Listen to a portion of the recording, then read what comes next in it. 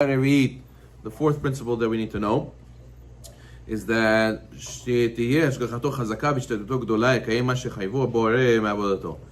person who trusts in Hashem at the same time must be vigilant and make a great effort to do the mitzvot that Hashem commanded us in and to avoid that which He prohibited for us. Right? A person sometimes can, Chas Shalom, use Bitachon as Yetzirah. How can a person use Bitachon as Yetzirah? Because the Yetzer Hara tells him, no, don't push yourself. If Hashem wants you to have it, you'll have it. And then he pushes you to be lazy, right? He says, if Hashem really wants me to do the mitzvah, it's going to come to me right here. I'm not going to do anything. I don't have to push myself. And really, you don't have that zechut. And really, Hashem wants you to push yourself to go a little bit out of your way to do ishtalut. And therefore, you're doing the wrong thing by saying that, why should I push myself? If Hashem wants it, it's like people who say, there's also a mistake in bitachon. What's a mistake in bitachon? They say, don't worry, he smokes. Don't worry, if I'm supposed to lift 100, I lift 100, even if I smoke. It is what it is, I have emunah in Hashem. So a person has to know that the emunah doesn't work like that. You know, first of all, you don't rely on a miracle. And number two, that who says you have the zechut? Who says your emunah is real? That you have deserved that zechut that you should lift 100. Maybe your emunah is false emunah, and it's just the Yetzer Hara telling you to be lazy and not to work on yourself. So a person, that's why this principle is saying that a person has bitachon in Hashem. At the same time, he has to be vigilant and put a great effort to fulfill the mitzvot and to avoid doing what's prohibited. Smoking, everybody agrees, is dangerous to your health. And they say it's a sword to start smoking. Just like he would want the Creator to agree with him, respect the matters that relies on him, he can rely on Hashem to have his best interests in mind only if you reciprocate by doing and having Hashem's best interests in mind, right? It's a two-way street. When you do what you're supposed to do and you do the ishtadu you're supposed to do, that's when the rest of the way you just rely on bitachon. I did my best. I did my ishtadlut. Now I rely on my bitachon. But a person who says, I rely on bitachon and therefore I do zero ishtadlut. No, not everybody. The Gemara says not everybody was zochet to be like Rabbi Shimon Bar Yochai, that the water and the carob came to him, that the food came to him. Most people had to do like Rabbi Shmuel, go to the field and work, and then they were able to have parnasat tovah. Who are you to assume that your bitachon is so high that everything will come to you without you lifting a finger? You have to be a level of Rabbi Shimon Bar Yochai. But if you don't, if you're not on that level and you think like that, so then it's Yetzer Hara just tricking you to be lazy, and that way you'll fail in the mitzvot Chas Shalom. So therefore a person has to be careful to try to do as much ishtadut as he can for his level of bitachon. Like the sages say, do Hashem's will as if it's your will. That way Hashem will do your will as if it is His will. So for you see, you have to have Hashem's best interest in mind for Hashem to have your best interest in mind. And this is even bigger. Nullify your will for His will, so that way He will nullify the will of others for your will. Right? A person wants to be successful and conquer his competition and to be better than his enemies, and he wants everybody to, do what he says. So you have to nullify your will to Hashem's will. That way Hashem will nullify their will when it comes to against your will. You want to win that basketball game, right? You want to overcome the will of the other team. You have to make sure that you do the will of Hashem, and that way Hashem will undo their will. So you have to have zechut. So therefore, that's what the Chovot Halevavot was saying.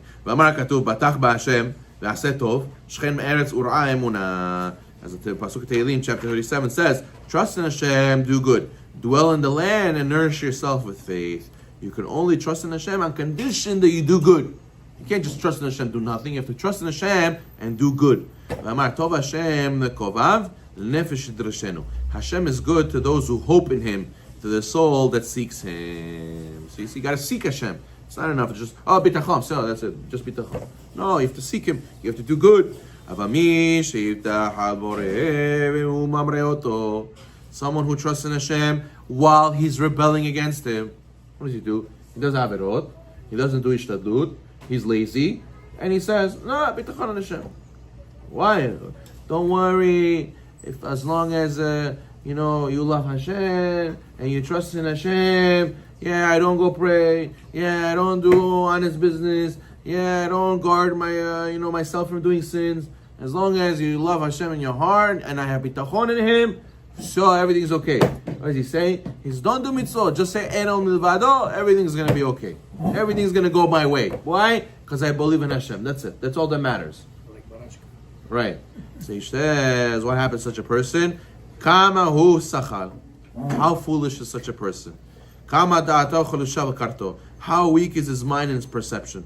Ki hu ro'eh ki mish nidmana lo b'nei adam al davar. Humans, how are we? What do we do? That when a person sees what a human being is entrusted by another person and you rely on him, שהוא מצווה אותו להשיג בצורך מצרכיו, ומזהיר אותו מדבר ויעבור מצוותיו ויגיד לממונו עבור מצוותו, כי יש סיבה חזקה להימנע מעשות מה שבטח עליו בו. The one entrusted with the matter, he instructs the person who entrusted him to tend to one of his needs, or he warns him to avoid a certain need, a certain thing he wants him to avoid, and he violates the instructions. What happens? It'll be the strongest reason to withhold from him without you're allowed to do so. What happens? I tell you, I trust you with money. You work for me, right? I trust you with money. Here's the cashier. Here's the products. Make sure to sell. Make sure to count. Make sure that everything's okay. And make sure to watch out.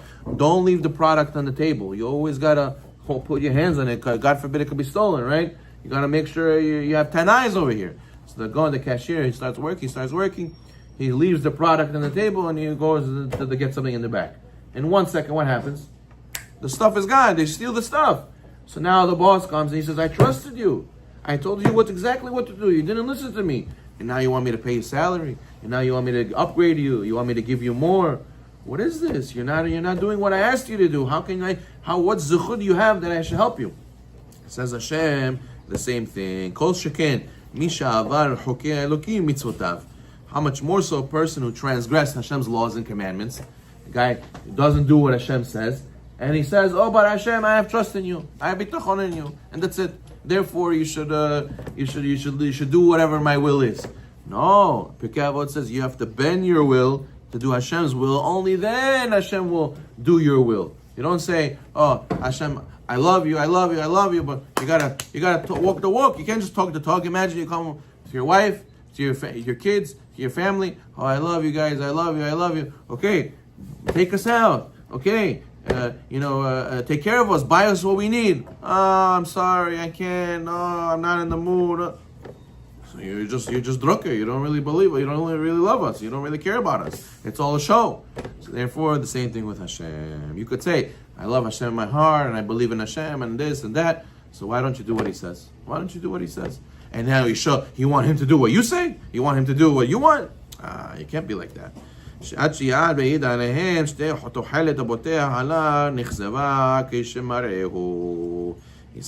and Hashem rewards the one who fulfills and who stays away from the averot and punishes the one who transgresses them.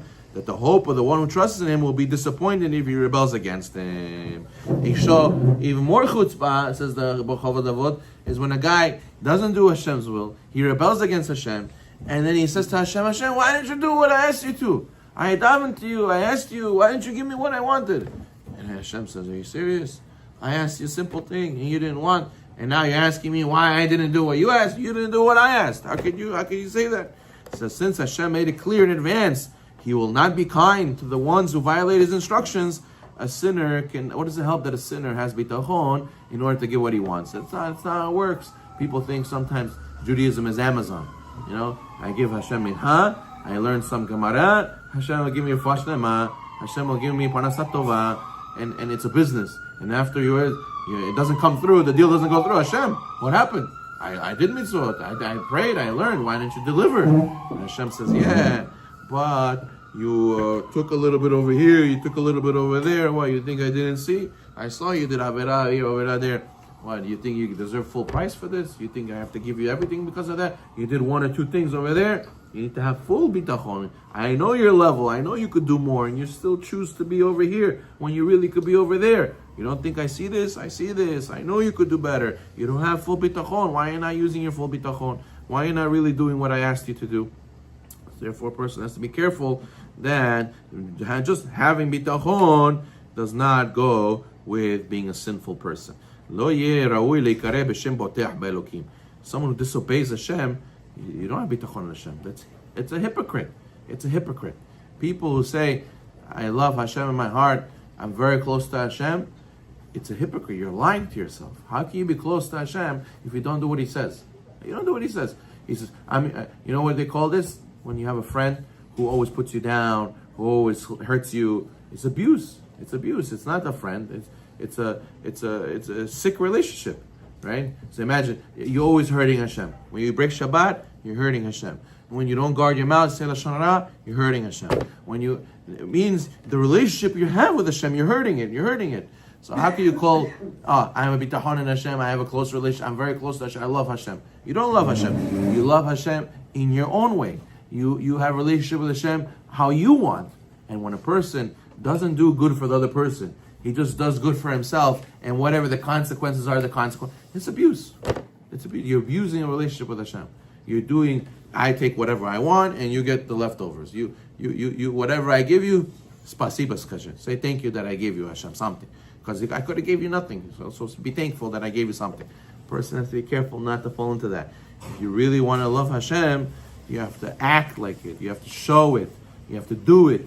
Because doing, a person cannot think, oh, I'm having kavanot of putting tefillin, but he doesn't put tefillin. Right? He goes to the Kabbalah center, right? And he just thinks about meditation, about the secrets of the mitzvot and the deep meditation. But if you didn't do the maaseh, you didn't do the act of the mitzvah, you don't get sachar, you don't get reward. So the main thing is doing, not just saying, yeah, inside. Bring it out, do it, or else you're a hypocrite. Baruch Adonai.